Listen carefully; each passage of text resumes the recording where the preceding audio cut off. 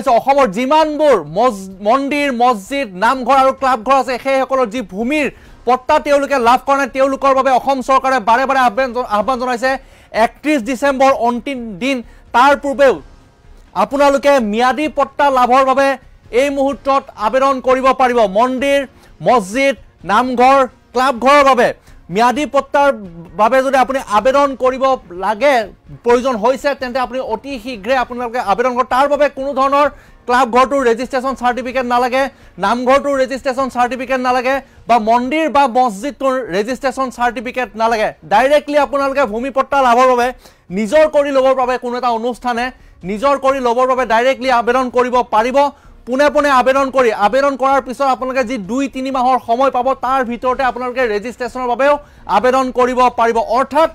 এই মন্দিৰ মছজিদ নামঘৰ আৰু ক্লাবঘৰৰ ম্যাদী পট্টাৰ যিখন প্ৰমাণপত্ৰ সেই প্ৰমাণপত্ৰখন লাভৰ বাবে আপোনালোকক সাৰ্টিফিকেটৰ প্ৰয়োজন নাই বা পঞ্জীয়ন পত্ৰৰ প্ৰয়োজন নাই এক নম্বৰ কথা দুই নম্বৰ কথা আপোনালোকে যেতিয়া ৰেজিষ্ট্ৰেচনৰ বাবে আবেদন কৰিব ম্যাদী পট্টা লাভৰ বাবে আবেদন কৰিব তেতিয়া আপোনালোকে তাৰ সেই 2-3 মাহৰ সময়ৰ ভিতৰ আপোনালোকে ৰেজিষ্ট্ৰেচন কৰিব পাৰিব 3 নম্বৰ কথা আপোনালোকে যেটো ৰেজিষ্ট্ৰেচন কৰিবলৈ যাব ক্লাবঘৰ নামঘৰ মন্দিৰ বা মছজিদ সেই অঞ্চলটোৰ গাঁওখনৰ তাৰ বাবে আপুনি এটকাও দিব নালাগে অসম চৰকাৰে এই মুহূৰ্তত ঘোষণা কৰিছে অতি শীঘ্ৰে আপোনালোকে মন্দিৰ মছজিদ নামঘৰৰ যিটো ভূমিত আছে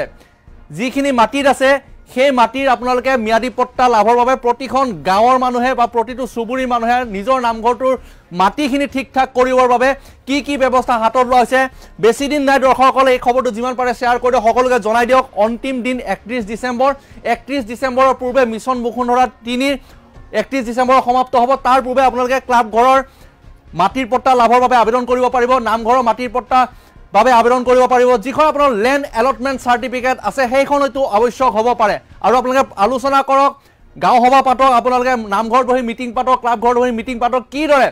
ৰেজিষ্ট্ৰেচন প্ৰক্ৰিয়া কি দৰে হ'ব সবিশেষ জনাবলৈ চেষ্টা কৰিছো যিমান পাৰে এই খবৰটো শ্বেয়াৰ কৰিব এই মুহূৰ্তত ৰাজ্যৰ সকলো ধৰ্মীয় অনুষ্ঠান শিক্ষানুষ্ঠানৰ বাবে এটা বৃহৎ ঘোষণা কৰিছে সংবাদমেল যোগে মন্দিৰ মছজিদ নামঘৰৰ মাটিৰ বাবে শীঘ্ৰে আবেদন কৰিবলৈ আহ্বান জনাইছে অসম চৰকাৰে এই মুহূৰ্তত ক্লাব ঘৰ থকা ভূমিৰ পট্টা লাভৰ বাবেও আবেদনৰ আহ্বান জনাইছে ধৰ্মীয় অনুষ্ঠান স্কুল কলেজ যদি আছে তাৰ যদি মাটিৰ কোনো কাগজ পত্ৰ নাই আবেদন কৰক পাই যাব 31 ডিসেম্বৰৰ পূৰ্বে এই সকলো কাম আপুনি কৰিব লাগিব আৰু কৈছে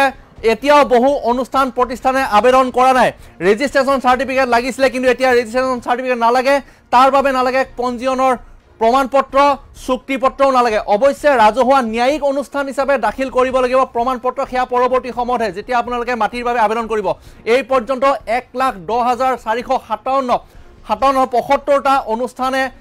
প্ৰতিষ্ঠানে আবেদন কৰিছে প্ৰয়োজন হ'ব পাৰে ল্যান্ড এলটমেন্ট সাৰ্টিফিকেটৰ প্ৰয়োজন হ'ব পাৰে পুনৰবাৰ ফুল পেড গ্ৰাফিক্সৰ দ্বাৰা খবৰ জনাবলৈ চেষ্টা কৰিছো পৰৱৰ্তী সময়ত আমি মন্তব্য শুনাও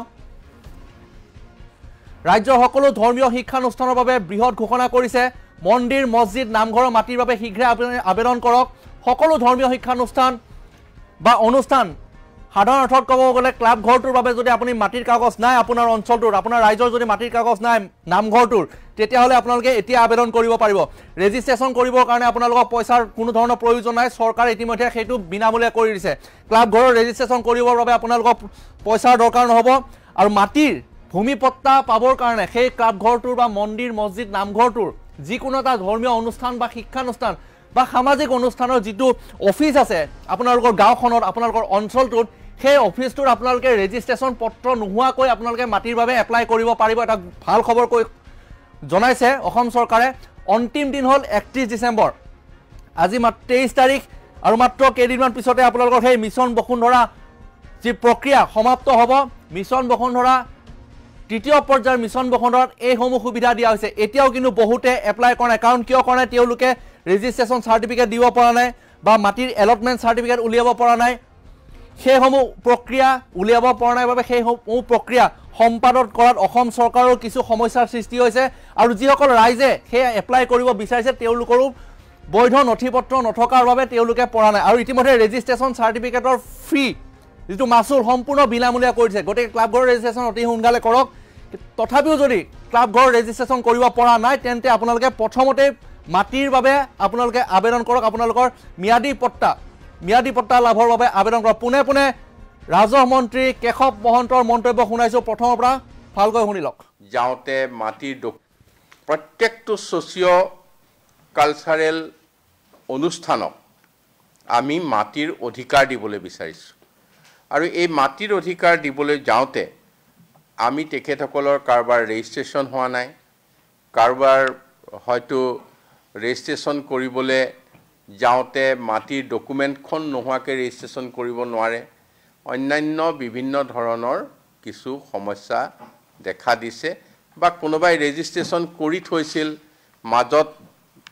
গেপ হ'ল কেইবছৰমান ৰিনিউৱেল নকৰিলে নকৰাৰ কাৰণে আকৌ পুনৰ ৰেজিষ্ট্ৰেচন কৰিবলৈ যাওঁতে তেখেতসকলে যথেষ্টখিনি তাত আমাৰ পেনাল্টি দিব লগা হৈছে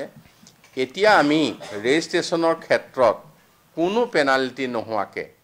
যদি কোনোবাই পুনৰ ৰিনিউৱেল কৰিবলৈ গৈছিল পুৰণা ৰেজিষ্ট্ৰেচন এইটো আমাৰ বিত্ত বিভাগৰ তৰফৰ পৰা উঠাই দিয়া হৈছে ঠিক তেনেধৰণে ইয়াত যিসকলে ৰেজিষ্ট্ৰেচন কৰিবলৈ যাওঁতে আগৰ যিমানখিনি ডকুমেণ্টৰ তথ্য পাতিৰ প্ৰয়োজন আছিল এতিয়া নিশ্চিত হ'ব লাগে যে তেখেতসকলৰ দখলত সেই অনুষ্ঠানটো আছে ইমানখিনি তথ্য পাতিৰে তেখেতসকলে মানে সন্তুষ্টি কৰিব পাৰিলে তেখেতসকলক আমি এতিয়া ৰেজিষ্ট্ৰেচন কৰি দিছো আৰু ৰেজিষ্ট্ৰেচন লগে লগে কৰিবলৈ সুবিধা কৰি দিছো তাৰ পিছতো দেখা গ'ল যে তেখেতসকলে সময়ত ৰেজিষ্ট্ৰেচন কৰিব পৰা নাই এতিয়া আমি ঠিক কৰিছো যে তেখেতসকলে ৰেজিষ্ট্ৰেচন নকৰাকৈ এপ্লাই কৰক আমি আবণ্টন দিয়াৰো ব্যৱস্থা কৰিম যেতিয়া আবণ্টন পাব তেখেতসকলৰ হাতত হয়তো 2 মাহ 3 মাহ হাতত পাই যাব এইখিনি সময়ত তেখেতসকলে ৰেজিষ্ট্ৰেচন কৰিব আৰু আবণ্টন পত্ৰখন লোৱাৰ সময়ত ৰেজিষ্ট্ৰেচন চাৰ্টিফিকেটখন দাখিল কৰিব মই অসমৰ সকলো সোশিও কালচাৰেল অনুষ্ঠান সামাজিক সাংস্কৃতিক অনুষ্ঠানক অনুৰোধ কৰিবলৈ বিচাৰিছো আপোনালোকৰ সংবাদ মাধ্যমৰ জৰিয়তে যে শিক্ষানুষ্ঠানেই হওক ধৰ্মীয় অনুষ্ঠানেই হওক কৰবাত ক্লাবেই হওক সংঘই হওক বিভিন্ন যি অনুষ্ঠান প্ৰতিষ্ঠান আছে তেখেতসকলে তৎকালীনভাৱে 31 ডিসেম্বৰৰ ভিতৰত তেখেতসকলৰ মাটিৰ অধিকাৰ পাবৰ কাৰণে আমাৰ বসুন্ধৰা 3ত তেখেতসকলে আবেদন কৰক আৰু তেখেতসকলক আমি আবণ্টন দিয়াৰ ব্যৱস্থা কৰিম আৰু তাৰ মাজত এইখিনি সময়ত আমি যথেষ্টখিনি সহজলভ্য কৰি দিছো তেখেতসকলে অনুষ্ঠানটোৰ ৰেজিষ্ট্ৰেচন কৰিব আৰু ৰেজিষ্ট্ৰেচন কৰাৰ পিছতে তেখেতসকলে ইয়াৰ আবণ্টন পত্ৰখন গ্ৰহণ কৰিব প্ৰত্যেকটো সোশিও কেশৱ মহন্তৰ এই মুহূৰ্তত সুন্দৰভাৱে আপোনালোকক বুজাই দিছে যে আপোনালোকে যদি ৰিনিউৱেল কৰিব পৰা নাই ক্লাব ঘৰটোৰ বা সংঘটোৰ ৰেজিষ্ট্ৰেচন চাৰ্টিফিকেট সেইসমূহ প্ৰয়োজন নাই মাত্ৰ আপোনালোকে প্ৰমাণ দিব লাগিব যে সেই অনুষ্ঠানটো এইখিনি মাটিত আছে মাটিৰ ডাক নম্বৰ আপোনালোকে কালেক্ট কৰক আৰু মাটি কিমানখিনি আছে কিমান বিঘা আছে কিমান কথা আছে বা কিমান লেচা আছে সেই মাটিখিনি আপোনালোকে ডিটেইলছ উলিয়াই লওক সবিশেষ উলিয়াই লৈ আপোনালোকে গাঁৱত এখন সভা অনুষ্ঠিত কৰক কমিটিয়ে প্ৰস্তাৱ গ্ৰহণ কৰক আৰু সেইসমূহ প্ৰমাণ যদি আপোনালোকে দিব পাৰে তেতিয়াই আপোনালোকে মাটিৰ বাবে আবেদন কৰিব পাৰিব অৰ্থাৎ এতিয়া মাটিৰ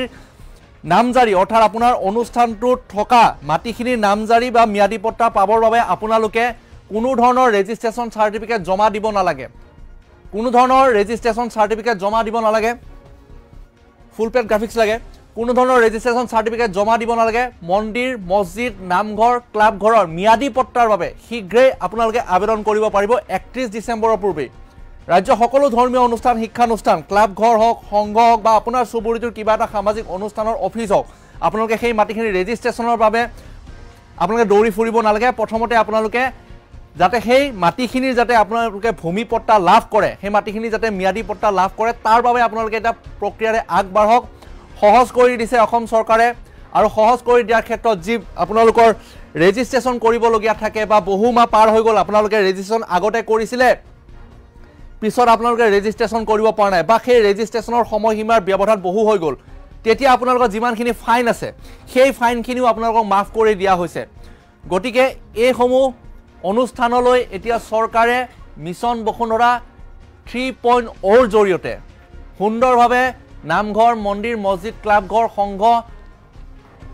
যিবিলাক আনুষ্ঠানিক কাৰ্যালয় আছে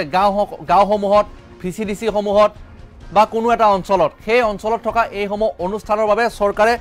অতি সহজ কৰি দিছে তাৰ বাবে আপোনালোকে আবেদন কৰক যাতে আপোনালোকে সেই মাটিখিনিৰ নামজাৰি কৰি পৰৱৰ্তী সময়ত চৰকাৰী আঁচনি যিমানসমূহ আহে সেই ৰাইজৰ নামত যিমানখিনি আপোনালোকে অনুদান বিচাৰি আহে যাতে সেই সুন্দৰভাৱে আপোনালোকে ম্যাদী পট্টাখন দেখুৱাই অনুদান লাভ কৰিব পাৰে আৰু যি আপোনালোকৰ নামঘৰটোৰ চাৰিওসীমাৰ যিমানখিনি মাটি আছে